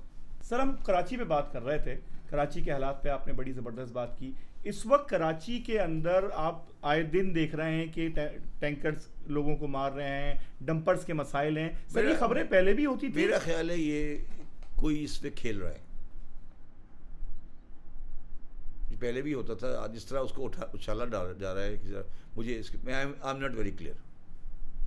لیکن لوگوں کا اتنا بڑی تعداد میں اموات ہو جانا اور لوگوں کا، نہیں یار میں یہی پوچھ رہا ہوں نا کہ ڈمپر یہ کل سے شروع ہوئے ہیں کیا؟ مطلب یہی پوچھ رہا ہوں میں آپ کو کہ ڈمپر جو بندے مار رہے ہیں پہلے اب کل سے شروع ہوئے ہیں یا پہلے سے مار رہے تھے؟ یہ کب سے آئے ہیں ڈمپر؟ کئی سالوں سے سر. کئی سالوں سے نہیں، مطلب کم از کم 10 سال تو ہو گئے ہوں گے نا. تو 10 سال پہلے یہ بات کیوں نہیں آئی سامنے؟ اور اکثر جو لوگ جو شہید ہو جاتے ہیں ان کے گھر والے بھی کسی کمپنسیشن کے منتظر رہتے ہیں، اور جو لوگ مارتے ہیں نہ وہ کراچیائٹ ہوتے ہیں نہ ان کے پاس لائسنس ہوتے ہیں. اس موضوع پہ آپ کی کیا رائے ہے؟ دیکھیے یہ تو جو لوگ ڈمپر یہ جو چلاتے ہیں، ڈمپر والے جو لوگ ہیں اور یہ جو باہر سے آتے ہیں جو بیٹھے ہوئے ہیں، جو فرنٹیئر افغانی ٹائپ لوگ، افغانی ہیں اور جو لوگ ہیں، یہ ان کو آپ کو گریجولی سسٹم میں لانا پڑے گا. ٹھیک ہے. اور مگر ہمارا پرابلم یہ ہے کہ ہمارا جو میڈیا ہے خاص طور پہ وہ ان کو گلیمرائز کرتا ہے. آپ نے کبھی 5-10 سال پہلے یہ بڑے بڑے بالوں والے پٹھان دیکھے تھے؟ یہ کہاں سے آئی یہ چیز؟ آپ نے کبھی سوچا ہے؟ یہ ڈمپر والوں کے جو لیڈر صاحب ہیں ان کے بڑے بڑے بال ہیں پٹھانوں والے، یہ کہاں سے آیا ہے؟ یہ آپ کے خیال میں کیا چیز ہے؟ یہ طالبان کا ڈریس ہے. طالبان کہتے ہیں کہ جو آپ نے جو ہیئر کٹ کیا ہوا ہے نا یہ غیر اسلامی ہے، اس کو وہ انگلش ہیئر کٹ کہتے ہیں. اور وہ کہتے ہیں کہ رسول اللہ صلی اللہ علیہ وسلم کا ہیئر کٹ یہ نہیں تھا، وہ پیچھے کر کے بال اس طرح کرتے تھے. تو یہ وہ اسلام کے یہ وہ چیزیں لانے کی کوشش کی جا رہی ہے جو کہ معاشرے کو گڑبڑ کو خراب کرنا ہے. یعنی کہ آپ کہنا چاہ رہے ہیں کہ کراچی میں طالبانائزیشن کو امپوز کرنے کی کوشش، طالبانائزیشن کلچر کو آگے بڑھانے کی کوشش ہو رہی ہے، اور اس میں بہت بڑا رول مذہبی اداروں کا ہے. سر مذہبی لوگ تو کہتے ہیں کہ یار مذہبی لوگ مجھے بتائیں نا، مذہبی لوگ اب آپ سے یہ کہنے لگے ہیں کہ بال اس طرح کٹائیں، آپ کے بال کو وہ ایکسیپٹ ہی نہیں کرتے. دیکھیں نا میرا مقصد ہے میں نہیں کہہ رہا کہ رسول اللہ صلی اللہ علیہ وسلم کے بال کس طرح کٹتے، اپنے بال کس طرح کٹاتے تھے، مگر یہ ساری چیزیں وہ تھیں جو جن کو ہم سیٹل کر چکے تھے. اب ان چیزوں کو دوبارہ زندہ کیوں کیا جا رہا ہے؟ میرا مقصد ہے یہ چیزیں کیوں آ رہی ہیں؟ بتائیں نا، یہ ساری چیزیں کیا بنیادی مقاصد ہیں پاکستان بننے کے؟ یہ کیوں آ رہا ہے؟ مذہبی جماعتوں کو کیوں لایا جا رہا ہے؟ اب ایک مذہبی جماعت والا کا میں نے پروگرام دیکھا، وہ کہہ رہا ہے کہ آپ بتائیں جو گھر میں کیلے لائیں اس کو کس طرح رکھنا چاہیے. دیکھا تھا آپ نے؟ جی بہت مشہور ہوا ہے. تو پھر آپ مجھے بتائیے، اگر آپ اس طرح کے لوگوں کے ساتھ ڈیل کرنا شروع کریں گے تو کیا ان کی فالوئنگ دیکھی ہے آپ نے؟ اور وہ وہی لوگ ہیں جو بالوں کو اس طرح کٹاتے ہیں. سر میں تو تفلے مکتب ہوں، آپ علم کا دریا ہیں. میں ایک بات چھوٹی سی آپ سے پوچھتا ہوں. رسول اللہ صلی اللہ علیہ وآلہ وسلم نے جب اس دار فانی سے پردہ فرمایا، رحلت کی انتقال ہوا، تو کہتے ہیں کہ آپ کی جو ذرا تھی وہ ایک یہودی کے پاس گروی رکھی ہوئی تھی. یس. اور یہودیوں کے ساتھ بھی اس وقت لین دین اور اس طرح کے معاملات ہوتے تھے. مطلب رسول اللہ نے تو اس حالت میں دنیا سے رحلت فرمائی اور یہودیوں کے ساتھ ریلیشن شپ بھی تھے. مدینہ کی جو حکومت تھی اس نے بھی یہودیوں کو اپنے ساتھ انگیج رکھا ہوا تھا، اور اس رحمت للعالمین کی جو رحمت تھی وہ سب کے لیے یکساں تھی. اس کا ہمیں اتنا فقدان کیوں نظر آتا ہے اس موجودہ دور حکومت یا اس موجودہ دور اسلام میں؟ اس لیے نظر آتا ہے بالخصوص پاکستان میں. دیکھیں اس لیے نظر آتا ہے کہ جو نالائق آدمی ہوتا ہے نا، نالائق، وہ کمپٹیشن سے ڈرتا ہے. کیونکہ مسلمان بحیثیت قوم نالائق ہو چکے ہیں تو وہ چاہتے ہیں کہ ہمارے معاشرے میں کوئی قابل آدمی رہے ہی نہیں، اس کا ہمارے علاوہ کوئی ہو ہی نہیں. رسول اللہ علیہ وسلم تو ایک بہت بڑے انسان تھے نا، تو ان کو کوئی پریشانی نہیں تھی نا کہ میرے سامنے کون رہ رہا ہے.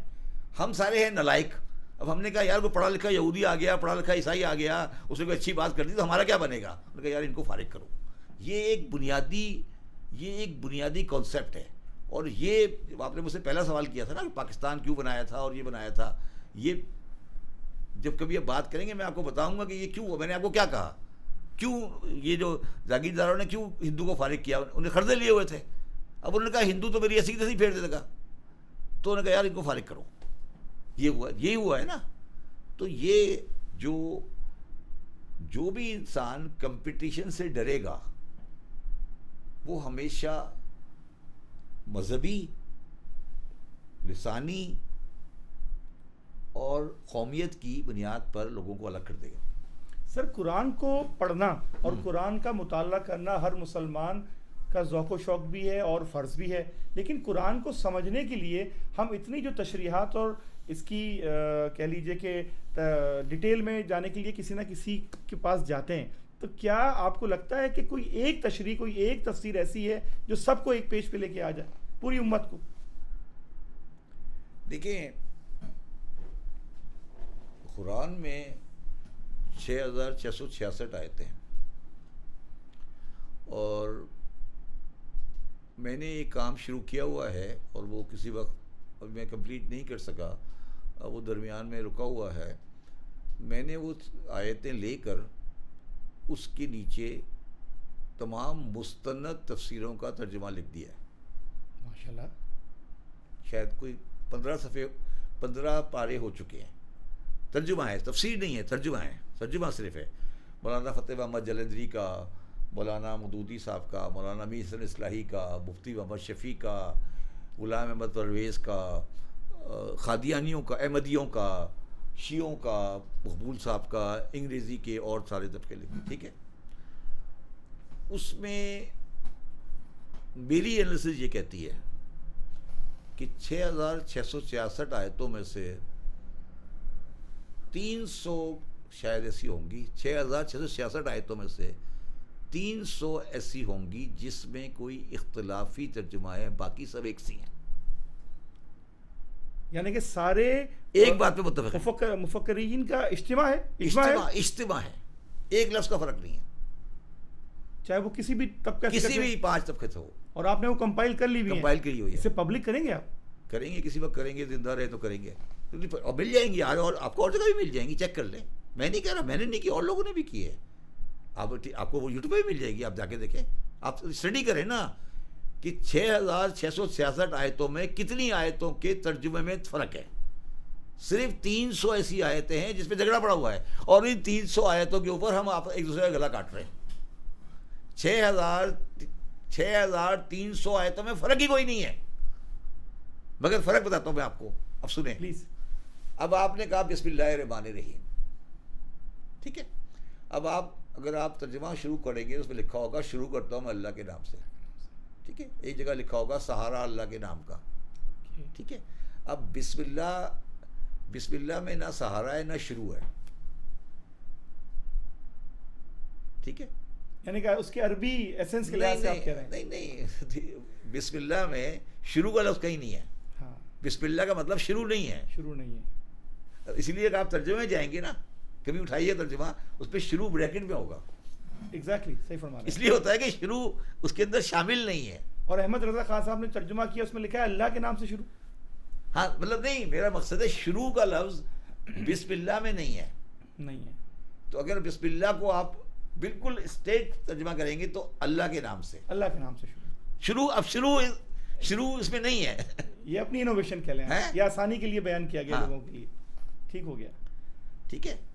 اچھا، اب بسم اللہ الرحمن الرحیم پہلی آیت کے لئے آپ اس کی ترجمہ پڑھ لیں، ساروں کو اٹھا لیں، آپ کو 99.9% ایک ہی مطلب نظر آئے گا. ٹھیک ہے. اب ہمارے مولویوں کو یہ چاہیے کہ وہ 6300 آیتیں جو بالکل کامن ہے جس کا ترجمہ وہ آپ کو دے. ٹھیک ہے. وہ آپ کو 6300 آیتیں کبھی نہیں بتاتا، وہ 300 بتاتا ہے. جن پہ تھوڑا سا جھگڑا رہتا ہے. نہیں، وہ آپ کو 300 بتاتا ہے جو جھگڑے والی ہیں. وہ 6300 تو کبھی آپ کو بتائے گا ہی نہیں. وہ آپ کو 6300 جو کامن ہے وہ تو کبھی آپ سے ڈسکس ہی نہیں کرے گا. جتنے مولوی ہیں وہ 6300 ڈسکس ہی نہیں کرتے. وہ صرف وہ ڈسکس کرتے ہیں جو 300 ہیں. یہ 250 275 ہوں گی وہ آیتیں جس پہ آپس میں اختلاف ہے. فار ایگزامپل اختلاف ہے انما یرید اللہ لیذھب عنکم الرجس اہل البیت ویطہرکم تطہیرا. اب اہل بیت کا مطلب کیا ہے؟ ہم لوگ کہتے ہیں کہ اس میں اولاد ہے، بیویاں شامل نہیں ہیں. آپ لوگ کہتے ہیں بیویاں بھی شامل ہیں. اب اس پہ جھگڑا کریں گے. وہ یہ آیت کے اوپر ہم سب ایسی کی تیسی کر رہے ہوں ایک دوسرے کی. ٹھیک ہے. اس آیت پہ لگے ہوں گے.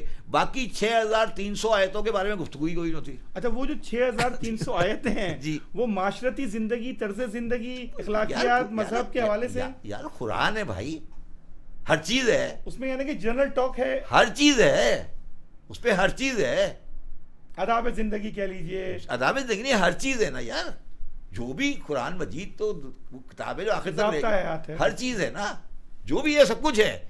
مگر اس کتاب میں جو اس 6300 میں جو لکھا ہوا ہے اس پہ کوئی اختلاف ہی نہیں ہے. مودودی بھی وہی کہہ رہے ہیں، شیعہ بھی وہی کہہ رہے ہیں، احمدی بھی وہی کہہ رہے ہیں، جو سب یہ کہہ رہے ہیں. مگر وہ تو آیا تھا آپ نے ڈسکس ہی نہیں کرنی نا. وہ کیوں ڈسکس کریں گے؟ سر آپ نے ذکر کیا احمدی جماعت کا، جی، جو کہ اس وقت آئین پاکستان کے مطابق غیر مسلم کہلاتی ہے، اور ان کو جو ہے نہ تو عبادت گاہ بنانے کی، میرے حساب سے وہ مسلمان نہیں ہیں. میرے ذاتی حساب سے مسلمان نہیں ہیں. میرے ذاتی حساب سے اس لیے مسلمان نہیں ہیں کہ مسلمان ہونے کا بنیادی شرط ختم نبوت ہے، اور ختم نبوت پر وہاں پہ وہ ان کے ہاں اختلاف ہے. مسلمان نہیں ہے. قانون پاکستان بھی یہ کہتا ہے کیا کہ وہ غیر مسلم ہے. یس، بھٹو صاحب کے جو بھی ہے. میں بھٹو صاحب پہ نہیں جا رہا. میں نے بہت پڑھا ہے ان کی چیزوں کو. شاید آپ کو یہ بات پتہ ہے کہ وہ اوریجنلی اکاؤنٹنٹ تھے. نہیں سر، وہ جو صاحب تھے وہ پہلے وہ سیالکوٹ کی کچہری میں اکاؤنٹنٹ تھے. اور یہ ایک گورے کی سازش تھی 1857 کی جنگ آزادی کے بعد. گورے کو یہ خوف ہو گیا تھا کہ مسلمان کیونکہ فوجی ذہن رکھتا ہے تو یہ کبھی بغاوت کر سکتا ہے. تو گورے نے ایک جماعت پروڈیوس کی جس کا بنیادی فلسفہ یہ تھا کہ اس نے جہاد کو نکال دیا مذہب سے. ان کا جو بنیادی فلسفہ ہے اس میں جہاد نہیں ہے، جو کہ ہمارے عقائد میں شامل ہے. نہیں، ہمارے اسلام کا تو حصہ ہے نا. ان کے یہ گوروں کا کی جماعت ہے. 2 آدمی تھے, 2 آدمیوں نے سب سے زیادہ مدد کی گوروں کی, جنہوں جب دہلی پر جنگ آزادی کے اندر گوروں کی فوج گئی, پنجاب سے 2 آدمیوں نے بہت زیادہ مدد کی گوروں کی, جو فوج نے جا کر دہلی پہ قبضہ کیا. ان 2 آدمیوں میں ایک آدمی کا نام تھا, ایک آدمی نہیں, مرزا غلام مرتضیٰ, جو کہ مرزا غلام احمد کے والد صاحب تھے, اور ایک آدمی کا نام تھا شاہ محمود قریشی, جو کہ شاہ محمود قریشی کے گرینڈ فادر کے فادر تھے. یہ 2 وہ جو لوگ ہیں جنہوں نے سب سے زیادہ سب سے بڑی سپورٹ دی تھی انگلش آرمی کو ٹو کیپچر دہلی. مرزا غلام مرتضیٰ صاحب جو تھے, یہ سب سے بڑے سپورٹر تھے انگلش آرمی کے ٹو کانکر دہلی. اس وجہ سے ان کے پاس یورپ میں بڑی فیسلٹیز ہیں. اور جو دوسرے خاندان کا آپ نے ذکر کیا, وہ تو پاکستان کی سیاست میں فعال رہا. اور چلو وہ بھی ہے یار, یہ سارے اب آج تو سب بڑے ہو گئے نا یار, آج تو سب بڑے ہو گئے نا, آج تو سب بڑے ہو گئے نا. 1857 کی جنگی آزادی میں 1857 کی جنگی آزادی جو کہتے ہیں, یا جو انگلش غدر کہتے ہیں, اس میں ہزاروں آدمی توپوں کے سامنے رکھ کے اڑا دیا گیا. ٹھیک ہے, کون تھے وہ کون تھے, کتنے لوگ تھے, کہاں سے آئے تھے وہ, ان کی اولادیں کہاں ہیں, ان کو آپ نہیں پوچھتے کوئی. جو گوروں کے سارے ٹاؤٹ ہیں وہ آپ کے لیڈر ہیں. ٹاؤٹ ہے نا سارے, ہیں یا نہیں ہے, بتا دیں مجھے. نہیں ہے تو آپ کا ایک نقطہ نظر ہے. نقطہ نظر کیا مطلب ہے, بتا رہا ہوں آپ کو. آپ مجھے بتائیں نا کون کون ٹاؤٹ ہے, آپ نام بتائیں میں بتاتا ہوں کون. آپ نام بتا دیں میں بتاتا ہوں کہاں سے آیا تھا. آپ ایک نام بتا دیں میں بتا دوں گا کہاں سے آیا تھا. سر انگریزوں نے جب میں آپ سے پوچھ رہا ہوں, آپ مجھے پاکستان کے ایک بڑے آدمی کا نام بتا دیں اور یہ بتاتا ہوں کہ آیا کہاں سے تھا. سر آپ کی معلومات کو تو چیلنج کرنا نہیں, میں معلومات چیلنج نہیں کر رہا, میں آپ کی کنسیپٹ نکالا جاتا ہوں کہ مسلم لیگ جو تھی, مسلم لیگ ایک واقعہ ہوا تھا 1919 میں جلیانوالہ باغ میں. ٹھیک ہے, اس جلیانوالے باغ میں ہزاروں سے زیادہ آدمی مر گیا تھا. بالکل ٹھیک ہے, اسٹریٹ فائرنگ کی گئی تھی اس میں. اسٹریٹ فائرنگ امرتسر میں ہوا جی تھا. ہاں. علامہ اقبال کہاں رہتے تھے؟ سیالکوٹ, لاہور میں. کوئی نظم ہے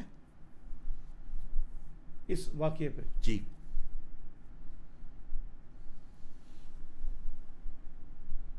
جواب دینا مجھے. میرے علم میں نہیں ہے سر. نہیں علم میں نہیں ہے, بتاؤ نا ذرا, سوال جواب دو نا کہ علامہ اقبال کی کوئی نظم ہے. پاکستان بنانے والوں میں کتنے سر تھے؟ سر عبداللہ ہارون, سب سر تھے نا. یعنی کہ آپ کہنا چاہ رہے ہیں کہ سب خطابات انگریز کی طرف سے جن کو دیے گئے بھائی, یہ انگریزوں کی پارٹی تھی, اور جو اصل آپ کے مطابق شہید تھے وہ کہیں نہیں ہیں. جنہوں نے انگریزوں سے لڑائی, شہید کہہ لیں, جنہوں نے انگریزوں سے لڑائی لی, غلط یا صحیح, مزاحمت کی, لڑائی کی, غلط یا صحیح, وہ تو پاکستان کی تاریخ میں ہے ہی نہیں نا. وہ تو نہیں ہے نا.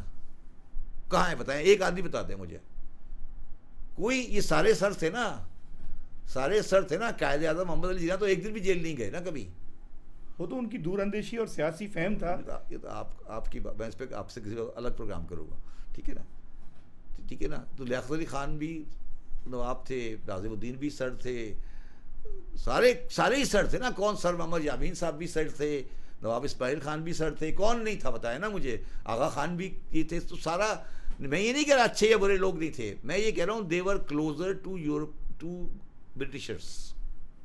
Right sir.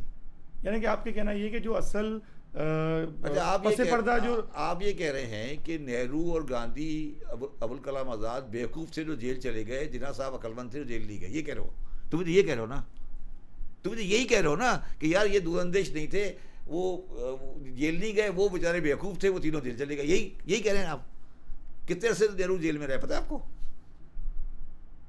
گاندھی بھی اسی طرح کا آدمی تھا, وہ جا کے جیل میں چلا گیا, پونا کے محل میں رہتا تھا جیل میں, وہ بھی اسی طرح کا آئٹم تھا, وہ ایک الگ آئٹم تھا. میں یہ کہنے کی کوشش کر رہا ہوں کہ تاریخ کو پھر صحیح پڑھو. تو یہ کہنا کہ پاکستان کی تحریک کے پیچھے کوئی تحریک کے اندر کوئی جذباتی لوگ تھے یا انہوں نے کوئی قربانیاں دی تھی، کون سی قربانیاں مجھے بتائیں نا، قربانیاں بتائیں نا، کس کی قربانیاں؟ میں آپ کے پروگرام لیاقت علی خان صاحب جب شہید ہوئے تو ان کی شیروانی میں سوراخ تھا. ارے بھائی میں یہ کہہ رہا ہوں کہ میں صرف آپ سے کہنے کی کوشش کر رہا ہوں کہ 46 میں کس نے ووٹ دیا تھا پاکستان کے لیے، یہ پوچھ رہا ہوں آپ سے. میں سندھ نے نہیں دیا، سندھ کی تو برابر ووٹنگ تھی. میں یہی تو بتا رہا ہوں آپ کو، سندھ کے اندر برابر آگے تھے. سندھ میں اپوزیشن اور مسلم لیگ برابر تھی. ایک بھی صوبے میں مسلم لیگ کو ووٹ نہیں ملا. سارے ووٹ جو ملے تھے وہ ان صوبوں سے ملے تھے جہاں مسلمان کی جو پاکستان کا حصہ نہیں ہے. اور جو اب جس کو آپ بنگلہ دیش کہتے ہیں. نہیں بنگلہ دیش نہیں، وہ تو الگ ہے. جو یو پی، بہار، سی پی، راجستھان وہاں ملے تھے. اور وہ شامل ہی نہیں ہوئے پاکستان جی میں. ان کو پتا تھا کہ پاکستان میں شامل نہیں ہوں گے، پھر بھی انہوں نے مسلمانوں کو ملک بنا کے دیا. اچھا، ان کو پہلے سے علم تھا اس بات کا؟ 100% یقین تھا. یو پی میں تو صرف مسلمانوں کی تعداد 19% تھی. انہیں پتا تھا کہ ہم پاکستان نہیں جائیں گے. جو مائیگریٹرس یہاں پہ آئے وہاں سے وہ تو الگ، وہ تو ایک تھوڑے سے تھے نا. جو لوگ یو پی میں ووٹ ڈال رہے تھے مسلم لیگ کو، کیا انہیں پتا نہیں تھا کہ ہم یہ پاکستان یہاں نہیں بنے گا؟ پتا تھا نا. انہوں نے کیوں بنایا پاکستان؟ تمہارے خیال میں کیوں بنایا؟ مسلمانوں کو ایک الگ خطہ مل سکے مذہبی آزادی کے ساتھ رہنے کا. اپنے کے لیے نہیں، کسی اور کے لیے. اسے قربانی کہتے ہیں. درخت لگایا آنے والے کو سایہ مل سکے، نسل کو. نہیں، قربانی کس نے بھائی کے لیے دی. بھائی کے لیے دی، یہ کہہ رہا ہوں میں آپ کو. سمجھ آئے تو بھائی نے اس کا لحاظ کیا. بھائی تو چھوڑ کے یہاں آ گیا اور قائد اعظم نے آگے بیان دے دیا کہ جو ہو رہا ہے اب آپ انڈینس ہیں، جو دل چاہے جو آپ خود بھگتے ہیں وہاں جا کے. یہ بیان تھا نا. سر اب آپ سے میں جاتے جاتے ایک آخری بات پوچھنا چاہوں گا. پاکستان کے اندر ایک بڑی تعداد ان لوگوں کی بھی رہتی ہے جو کہ غیر قانونی طور پہ یہاں پہ آئے اور کہہ لیجیے کہ اللیگل امیگرنٹس ہیں. اس وقت ایک بڑا سوال یہ چل رہا ہے کہ ان کو واپس بھیجنا چاہیے یا نہیں، اور حکومت سندھ نے بھی اس حوالے سے کہہ دیا، ایک ڈیڈ لائن بھی غالباً 30 مارچ تک کی دے دی ہے. کیا آپ کو لگتا ہے کہ عملی طور پہ ایسا ممکن ہو پائے گا؟ ممکن نہیں ہے. دیکھیے بات یہ ہے کہ ہمارے ہاں ہم نے اپنے سیاسی معاملات کے لیے اپنی سوسائٹی کو خراب کر دیا. جب ہم نے 79 میں جب ہم نے بارڈر کھولا افغان وار کے لیے تو ہم نے کہا جو مرضی آ جائے. میں کہیں پڑھ رہا تھا 33 ملکوں کے لوگ پاکستان میں رہتے تھے جو جنگ لڑ رہے تھے افغانستان میں، آذربائیجان سے اور پتہ نہیں کہاں سے، ازبک، تاجک. ٹھیک ہے، اب وہ کہاں جائیں گے واپس؟ ٹھیک ہے. اور افغانستان کی اسٹیبلٹی اس میں یہ ہے کہ وہ انسٹیبل کبھی اسٹیبل نہیں ہو. اب میری بات سمجھ رہے ہیں؟ تھوڑا سا ایلیبریٹ کریں سر پلیز. نہیں، افغانستان کی اسٹیبلٹی کا مطلب ہے کہ وہاں اسٹیبلٹی نہیں ہو. ان کا کلچر یہ ہے کہ وہاں کبھی اسٹیبلٹی نہیں ہونی چاہیے. جس دن اسٹیبلٹی آئے افغانستان ٹوٹ جائے گا. آپ سمجھیں میری بات؟ افغانستان کبھی تاریخ میں اسٹیبل گورنمنٹ نہیں رہی، نہ کبھی بنے گی. شاہ افغانستان کے دور میں بھی ایسا تھا. شاہ افغانستان کے پاس کیا پاور تھی؟ کبھی نہیں تھی. قبیلوں کی جرگہ ہوتا تھا. کبھی الیکشن ہوا؟ کبھی تاریخ افغانستان میں الیکشن ہوا؟ تراکیائی وراکیا نہیں کراتے تھے، کوئی الیکشن ہوا کبھی؟ تو افغانستان ایک ملک نہیں ہے، وار لارڈ کا کمبینیشن ہے. کیا اس کی وجہ اس کی جغرافیائی لوکیشن ہے؟ نہیں. یا اس کے سیاسی مقاصد ہیں؟ نہیں، وہ آپ سمجھے نا کہ وہ ایک درمیان کا علاقہ ہے. اور میں تو اس نتیجے پہنچا ہوں کہ ان کو گوروں نے جان کے خراب کیا تھا کہ رشیا کو خراب کرتے رہے. وہ کیا اس کے کچھ ثمرات بھی اس کو ملے؟ ثمرات ملے. رشیا ٹوٹ گیا. ملا نا، کیوں نہیں ملا؟ رشیا ٹوٹ گیا نا. وہ حمید گل کا بیٹا آ کے بڑی تعریف کر رہا ہوتا ہے اپنے ابا کی کہ میرے ابا نے یہ کیا، میرے ابا نے یہ کیا. رشیا ٹوٹ گیا نا. رشیا ٹوٹ گیا نا. تو پھر امریکن تو رشیا توڑنے کے لیے آئے تھے نا، اسلام کے لیے آئے تھے. ہمیں تو یہاں پہ یہی بتایا گیا. اب پھر کیا ہوا؟ آپ بتائیں نا. نہیں، آپ کو بتایا گیا، آپ پڑھے لکھے آدمی ہو تو آپ نے کیا کہا؟ جہاد افغانستان ہی ہوا نا. یہاں پہ کلچر ڈیولپ ہوا اور مدرسے کھلے اور پھر اب تو بیچارہ صرف حافظ نہیں رہ گیا نا بیچارہ، اور تو کسی کے پاس نہیں ہے نا. کوئی ہے ابھی جہاد افغانستان والا رہ گیا؟ کوئی بتائیں. کوئی نظر آتا ہے آپ کو؟ کوئی نظر آ رہا ہے جہاد افغانستان والا؟ کہاں گئے سارے؟ سمیع الحق بھی مارے گئے، ان کا بیٹا بھی مارا گیا. کیا ہو رہا ہے؟ یہ سب ہو رہا ہے نا. دیکھیں، افسوس کی بات یہ نہیں ہے. افسوس کی بات یہ ہے کہ ایک مولانا مارا گیا پشاور میں، اس کا نام تھا منیر شاکر. کب کی بات ہے سر؟ ہاں ریسنٹ پاس کا ابھی ریسنٹلی میں نے بڑے بڑے بہت بڑے ناسبی دیکھے ہیں زندگی میں, سنے ہیں. ناسبی وہ لوگ ہوتے ہیں جو حضرت علی اور امام حسین کو غلط کہتے ہیں. میں نے اس دن اس کی بات سن کے حیران رہ گیا جو اس نے بیان دیا. اس نے پہلے کہا یزید رحمۃ اللہ علیہ, شروع اس پہ ہوا. اس کے بعد اس نے کہا کہ میرے حساب سے حضرت علی حضرت عثمان کے قاتل تھے. میں یہ سوچ رہا تھا, حضرت علی نے تو اپنے دونوں بیٹوں کو ان کی حفاظت سے معمور کیا. میں یہ کہہ رہا ہوں, نہیں میں یہ سوچ رہا ہوں کے سامنے میں یہ سوچ رہا تھا کہ 2025 میں ایک بندہ یہ کہہ رہا ہے, ایک بندہ کہہ رہا ہے نا 2025 میں کہہ رہا ہے نا, اس نے کہا پبلکلی کہا نا. تو کبھی سوچو کہ سن 40 ہجری میں کیا ہوتا ہوگا. نہ میڈیا تھا اس وقت, نہ کسی طرح کی کوئی کمیونیکیشن. کس طرح کی زندگی ہمارے لوگوں نے گزاری ہے, جس کے بعد بھی وہ زندہ ہیں, کہ کس طرح کے لوگ پیدا ہوئے جو 25 میں آ کے بھی انسان نہیں بنے. آج وہ کہہ رہا ہے پبلکلی, مطلب 25 میں آ کر 2025 میں یزید رحمۃ اللہ علیہ کہہ رہا ہے. چلے ٹھیک ہے یار آپ کے, مگر آپ پبلک ڈسکورس میں کہہ رہے ہو نہیں, اور یہ کہہ لو یزید رحمۃ اللہ کہہ دو, مجھے کوئی اعتراض نہیں ہے. وہ یہ کہہ رہا ہے کہ حضرت علی عثمان کے قاتل تھے. اب میں آپ کی بات سے ڈس ایگری اور ایگری کر سکتا ہوں, مگر یہ بات ریئلائز مسلمانوں کو کرنی چاہیے کہ حضرت علی مسلمانوں کے متفقہ خلیفہ ہیں. تو اگر وہ اس کی بات صحیح ہے تو ایک قاتل خلیفہ تھا, یہ کہہ رہے ہیں آپ. شبر زری صاحب کی یہ پرمغز گفتگو, یہ فیض کا دریا اور یہ علم پہ گرفت یقینی طور پہ ایک نشست کی متحمل نہیں ہو سکتی. شبر زری صاحب کے ساتھ ہم یہ گفتگو مزید آگے بڑھائیں گے اپنی اگلی نشست میں, لیکن آج کے لیے ہم ان سے اجازت چاہیں گے. آپ کا بہت شکریہ سر, آج آپ تشریف لائے, اپنی نشست کے اندر اپنی مصروفیات سے وقت نکالا. 5 نیوز کی طرف سے آپ کا بہت شکریہ, اس درخواست کے ساتھ کہ ایک دفعہ دوبارہ ہمیں موقع دیجیے گا کہ ہم آپ کے ساتھ مزید علم کی باتیں کر سکیں. آج کی اس پوڈ کاسٹ سے اپنے ہوسٹ صلاح انور کو اجازت دیجیے, اس درخواست کے ساتھ کہ ملک پاکستان کے ترقی استحکام کی خاطر اپنا کردار ادا کرتا رہیں, ملک سے پیار کرتے رہیں اور پاکستان کے لیے آواز بلند کرتے رہیں. شکریہ.